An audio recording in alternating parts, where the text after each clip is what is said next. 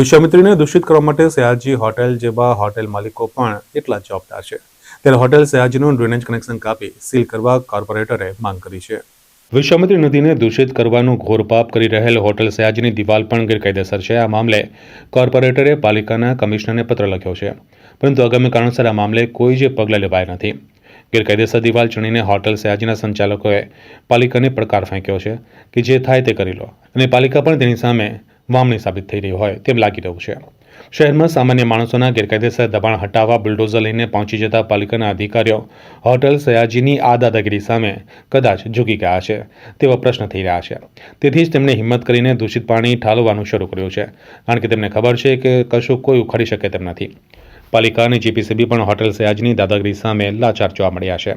Hotel Sayaji દ્વારા એનજીટીના નિયમોનું સરેઆમ ઉલ્લંઘન કરવામાં આવી રહ્યું છે, પરંતુ પાલિકા અને જીપીસીબી દ્વારા હોટેલ સયાજીને છાવરવામાં આવી રહી છે। હોટેલ સયાજીના સંચાલકો પાલિકા અને જીપીસીબીને ઘોડીને પી ગયા છે અને કોઈને ગાંઠતા નથી તે વાત લોકમુખે ચર્ચાઈ રહી છે। સયાજી હોટલમાંથી ડ્રેનેજનું પાણી વિશ્વામિત્રીમાં આવતું હતું। મારા ધ્યાન ઉપર આવતા તરત જ કમિશનર સાહેબને મેં પત્ર લખ્યો કે સયાજી હોટલને સીલ કરો, એમના ડ્રેનેજ પાણીના કનેક્શનો બંધ કરો। વિશ્વામિત્રી નદી એક ઋષિમુનિઓની નદી છે। અહીંયા આગળ વિશ્વામિત્રીના તટ ઉપર મહાદેવના મંદિરો પણ આવેલા છે।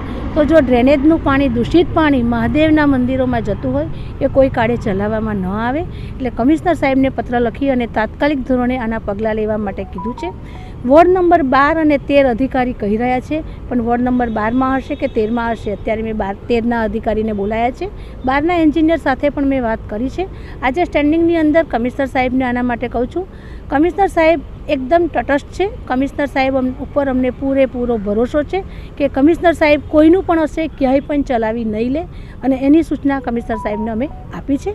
અને કમિશનર સાહેબે પણ અમને ખાતરી આપી છે કે બેન, કોઈ બી ડ્રેનેજનું પાણી વિશ્વામિત્રીમાં આવતું હશે એ ચોક્કસપણે બંધ કરવામાં